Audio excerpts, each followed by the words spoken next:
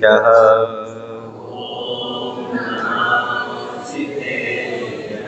ध्यान अग्नि से नष्ट कर प्रथम पाप परिताप, कुंठुनाथ पुरुषार्थ से बने न अपने आप। ऐसी मुझ पर हो कृपा मम मन मुझ में आए, जिस विधि बल में लवन है जल में घुल मिल जाए। बोले देवादेव मूल नायक श्री कुंठुनाथ भगवान की जय। आचार्य गुरुदेव भगवान श्री विद्यासागर जी महाराज जी की, आचार्य समय सागर जी महाराज की।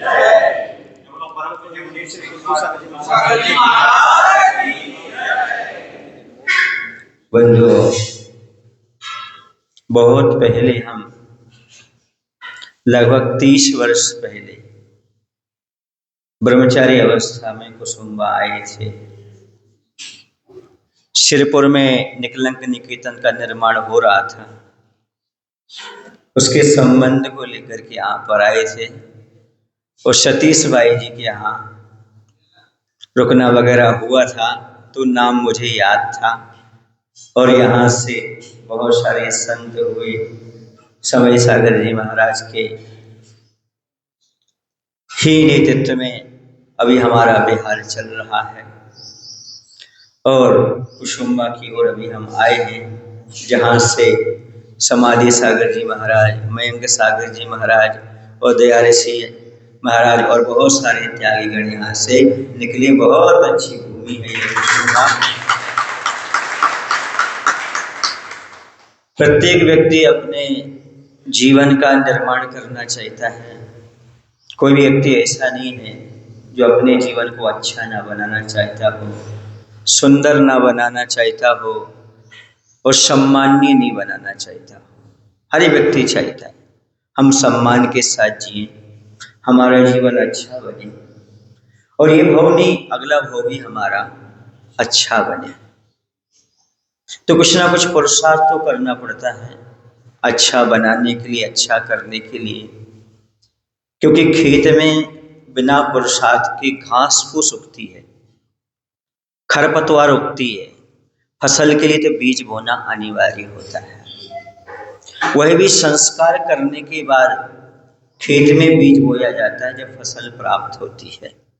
उसी प्रकार जीवन में गलत चीजें अपने आप उत्पन्न हो जाती हैं, मन में गलत बातें अपने आप आ जाती हैं, क्रियाएं भी अपने आप अनादिकाल से संस्कार तो हो जाती हैं।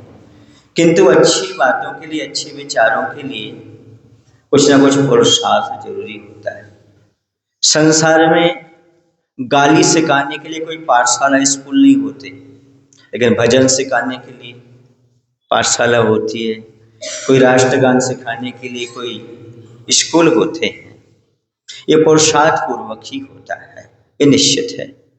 यदि हम अपने जीवन को निर्मल और पवित्र बनाना चाहते हैं, यदि शुरुआत में हम देखें तो मात्र 2 कार्य हम कर सकते हैं।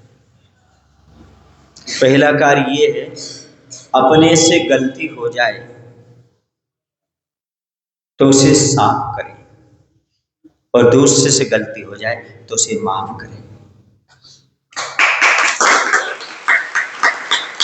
यदि 2 कार्य यदि अपने जीवन में शुरुआत में होते हैं तो जैन दर्शन में कहते हैं सबसे पहला धर्म यदि कोई है, 10 धर्म में क्षमा धर्म होता है। क्षमा मांगना, क्षमा करना अपने आप में बहुत बड़ा धर्म है। बदला लेना सहज होता है, बदला तो पशु भी ले लेते हैं। यदि एक कुत्ता भौंकता है तो दूसरा भी भौंक देता है। यदि एक जानवर सींग हिलाता है तो दूसरा भी अपना सींग दिखा देता है। यदि एक दूसरे की वस्तु को झपटते तो एक दूसरे की वस्तु को झपट लेते हैं। इंसान तो वो है जो गाली देने के बाद भी गीत सुनाने का भाव रखता है। सामने वाले से गलती यदि हो गई हो तो उस गलती को माफ करने का, क्षमा करने का भाव बना करके चलता हो, वो इंसानियत है। क्योंकि बदला लेना एक क्रूरता का भाव होता है और क्षमा करना एक दया का प्रतीक हुआ करता है। क्षमा करना सहज बात नहीं है। बदला वो लेता है जो कायर होता है, और क्षमा वो करता है जो वीर होता है। इसे क्षमा मांग लो, क्षमा कर दो, जीत है इसमें हार नहीं, और क्षमा वीर का आभूषण है, ये कायर का काम नहीं। क्षमा कायर व्यक्ति नहीं मांग सकता। कायर बदला लेगा, तुमने हमारे साथ जैसा व्यवहार किया है मैं तुम्हारे साथ वैसा ही व्यवहार करूंगा, ये कायरों का है। और वीर कहता है तुमने हमारे साथ गलत किया है, पर मैं आदमी अच्छा हूं, मैं गलत नहीं करूंगा, मैं तो हमेशा अच्छा ही करूंगा। मैं आपसे पूछना चाहता हूं, आपको इज्जत कौन दे सकता है? आपको इज्जत कौन दे सकता है? चलो ये नहीं बता पा रहे, ये बता दो, आपको धन कौन दे सकता है?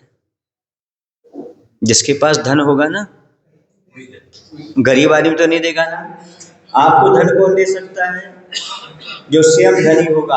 आपको इज्जत कौन दे सकता है? जो स्वयं इज्जतवान होगा। इज्जत है आपके पास तो ही देगा। ऐसे ही आपको क्षमा कौन कर सकता है? जो वीर होगा, क्योंकि क्षमा कायरों के पास नहीं होती। क्षमा किसके पास होती है? वीरों के पास होती है। यदि आप क्षमा करने का भाव रखते हैं, क्षमा भाव ने मांगने का भाव रखते हैं, तो आप कौन हैं? वीर हैं। आप कभी कायर नहीं हो सकते। संसार में बदला लेने वाले वीर कहलाते हैं, लेकिन मोक्ष मार्ग में जो बदल दे सामने वाले को क्षमा मांग के, वह वीर कहलाते हैं। समझ गए? दुनिया में लड़ने के लिए शक्ति चाहिए, दुनिया में लड़ने के लिए शक्ति चाहिए, और कर्मों से लड़ने के लिए सहन शक्ति चाहिए। जिसके पास सहन शक्ति है वह व्यक्ति कर्मों से लड़ सकता है। सामने वाले ने हमारे प्रति अहित का भाव किया, ये हमारे कर्म का उदय था। हम सामने वाले को जो निमित्त होता है उस पर टूट पड़ते हैं, हम कर्म के उदय को नहीं देख पाते। कोई हमारे साथ अच्छा करता है तो समझो कर्म का उदय है, कोई बुरा करता है तो कर्म का उदय। सामने वाला निमित्त मात्र है, इतना यदि हमारी दृष्टि में आ जाए तो नियम से बंधु हमारे अंदर क्षमा का भाव आ जाए, क्रोध अपने आप समाप्त हो जाए। जो भी वर्तमान में हमारे साथ घटना घट रही है, यह सब पूर्वोपार्जित कर्म के उदय से ही घटना घट रही है। इतना विवेक यदि जागृत हो जाए तो फिर क्रोध तो अपने आप समाप्त हो जाएगा। किसी ने आपका सम्मान किया तो समझो कोई ना कोई हमारी पुण्य का उदय था। किसी ने अपमान किया, समझो हमारे पाप का उदय था। कोई कर्म के बिना कोई भी कार्य नहीं होता। आप लोग कभी पिक्चर थिएटर में गए? पहले जो टॉकीज थी उसमें तो गए होंगे आप लोग। राज मंदिर गए होंगे? नहीं गए? नहीं गए। टॉकीज में तो गए होंगे आप कभी। तो सामने पर्दा होता है, सामने पर्दा होता है, पीछे आपने देखा होगा पीछे फोकस पड़ता है, पीछे से ऊपर से फोकस आता कि नहीं आता है? पर्दे में कुछ नहीं होता। कहाँ होता है? सीडी और कैसेट कहाँ होती है? पीछे होती है। फोकस पड़ता है और वहां पर सारे के सारे चीजें दिखाई दे रही है। पर्दे पर ना तो पुरुष है, ना जानवर है, ना गाड़ी है, ना कुछ है। ये सब किसका काम है? फोकस का। और फोकस बंद हुआ तो पर्दा समाप्त, कुछ नहीं दिखेगा उस पर। समझ गए? हम पर्दे को गलत ना कहें, पर्दे को अच्छा ना कहें, बल्कि कहां से हो रहा है वो सब? बोलो ना भाई, फोकस से हो रहा है। फोकस सब कुछ हो रहा है। इसी प्रकार से जो हमें गाली दे रहा है, जो हमें सम्मान कर रहा है, ये मात्र पर्दा है। क्या है ये? फोकस क्या है? कर्म का उदय। इतना जो समझेगा वो क्षमा अपने आप करना सीख जाएगा। ये सब किसके उदय से होता है? कर्म के उदय से होता है।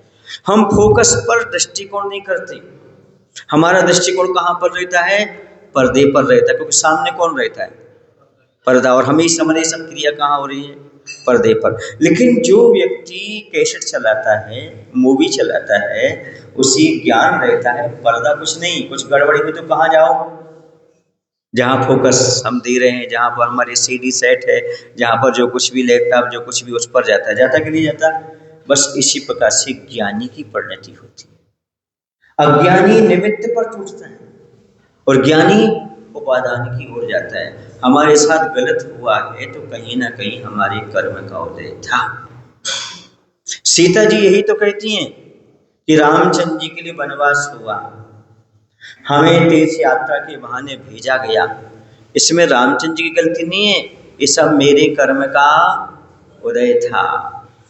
और कृतांत वक्त से क्या कहती वो, हे सेनापति, जाकर तुम रामचंद्र जी से कह देना, जैसे तुमने लोक अपवाद के कारण मुझे छोड़ दिया, वैसे कहीं धर्म को मत छोड़ देना। ऐसा था सीता जी का क्षमा भाव। समझ आ गया तुम लोगों को? सुनाई दे रहा कि नहीं दे रहा आप लोग? हाँ, पर आप लोग एक्शन नहीं करे, हमें समझ में नहीं आ रहा कि आपको समझ में आ रहा कि नहीं आ रहा। समझ आ रहा ना? तो सीता जी का इतना अच्छा भाव था। क्या भाव था? ये सब मेरे कर्म के उदय से हुआ है, आपका कोई दोष नहीं। जब से मैं आपके यहाँ आई हूं तब से आप पर आपत्ति आपत्ति तो आ रही। ऐसा भाव ये कोई सम्यक दृष्टि के अंदर ही आ सकता है। आज परिवार में नारी को थोड़ी समस्या आती है, परिवार की बुराई शुरू कर देते हैं। सुन रही ना? बस पर ध्यान रखना चाहिए, सीता जैसा भाव रखना चाहिए, ये मेरे कर्म का उदय है, हमारा परिवार तो बहुत अच्छा है। ये भाव अपने अंदर प्रकट करना चाहिए। क्यों? क्योंकि ये सब जो कुछ हो रहा है वो हमारे कर्म के उदय से हो रहा है। अच्छा हो रहा है तो, और बुरा हो रहा है तो। समझ आ रहा है ना आपको कि नहीं आ रहा? अब जैसे अपन से कोई गलती हुई, हमारे साथ समस्या ये है, पहली चीज तो हम गलती को गलती नहीं मानते। यदि मानते भी है तो सामने वाले ने भी की थी गलती, ऐसा हम उपलक्षण देने लगते हैं। अपनी गलती को ढकने के लिए दूसरे ने भी तो गलती की थी ये कहती है, यानी दूसरा कुएं में गिरा था तो मैं भी कुएं में गिरा, ये क्या बुद्धिमानी है? दूसरे ने गलती की तो मैं भी गलती करूं, ऐसा कोई रूल्स है क्या? ऐसा कोई नियम है क्या? नहीं, हम समझ सकते थे, पर हम अपनी गलती करके बचना चाहते हैं। ये गलत बात है। गलती करने के बाद उसे साफ करना चाहिए। साफ करने का अर्थ है वो गलती हमारे जीवन में द्वारा ना हो सके, ऐसा भरसक प्रयास प्रत्येक व्यक्ति को करना चाहिए। समझ गए ना? अपन से गलती हो तो क्या करना है? उस गलती को स्वीकार करना है, स्वीकार करने के बाद उसको समाप्त करने का भाव बनाना है। दोबारा गलती नहीं करूंगा ऐसा भाव बनाना है। और सामने वाले से गलती हो तो क्या करना है? माफ करना है। अपनी गलती साफ करो, दूसरी गलती माफ करो, यही सफल जीवन का राज है। इसी से हमारा जीवन सफल बनेगा। हम दूसरे की गलती को साफ करना चाहते हैं, अपनी गलती की माफी चाहते हैं, इसलिए हमारा जीवन सुंदर नहीं बन पा रहा है। हमें अपनी गलती को साफ करना है और दूसरी गलती को माफ करना है। ये जो हमारा सिद्धांत आ जाएगा, हमारा क्रोध आदि भाव समाप्त हो जाएगा, हमारी छवि अच्छी बन जाएगी, हमारा जीवन अच्छा बन जाएगा। कई बार ऐसा होता है, आदमी क्रोधी नहीं होता, लेकिन फर्स्ट बार किसी व्यक्ति से मिलता है, उसकी उस गलती देखकर उसे क्रोध कर देता है, उसकी नजरों में जीवन भर छवि कैसी बन जाती है? गलत बन जाती है। समझ आ रहा ना? छवि हमारी बिगड़ती कब है?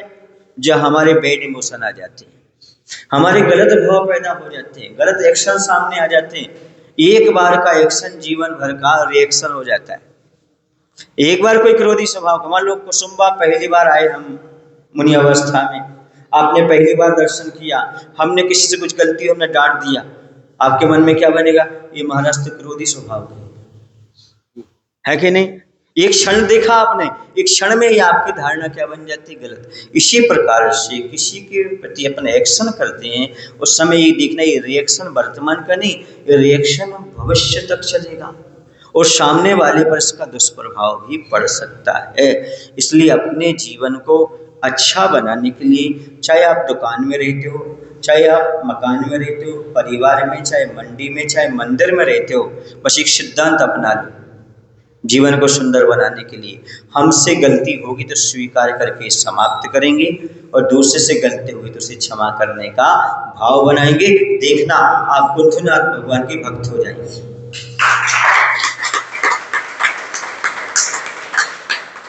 जब हमने पहली बार बुद्धनाथ भगवान के दर्शन किए थे, मुझे आज तक याद थे, कि सफेद पाषाण के कुंठनाथ भगवान कुसुम्बा में विराजमान।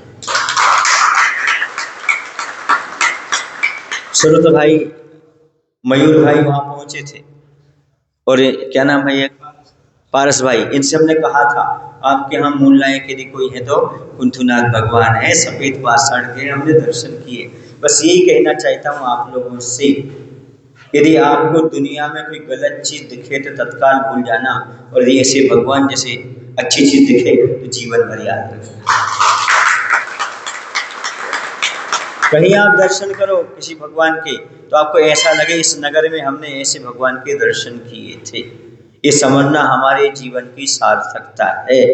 क्योंकि आपका मोबाइल होता है ना, मोबाइल में दो चीजें होती है, एक डिलीट करने का ऑप्शन होता है और दूसरा सेव करने का ऑप्शन होता है। आपके पास कोई मैसेज आया तो आप कौन सा डिलीट करते हो? जो आपके काम का नहीं है। जो आपके काम का है वो, पर ये तो आप मोबाइल का तो कर लेते हो, पर दुनिया में किसने आपके साथ 10 बार अच्छा किया होगा, सेव नहीं किया होगा। इसलिए एक बार गलत कर दिया तो जीवन में सेव करके रख लिया आपने। वही तो हमारे जीवन के लिए दुखदाई है। यदि किसी ने हमारे साथ गलत किया है तो उसे तत्काल डिलीट करने का भाव बनाओ, और यदि किसी ने अच्छा किया है सेव करने का भाव बनाओ। आपका जीवन का मोबाइल बहुत अच्छा चलेगा और आपको कोई आवश्यकता नहीं पड़ेगी। पर हमारी क्या है ना, परिणति गलत को इकट्ठा करने की है, अच्छे को नहीं है। यही सुधार हमारे जीवन में आ जाए।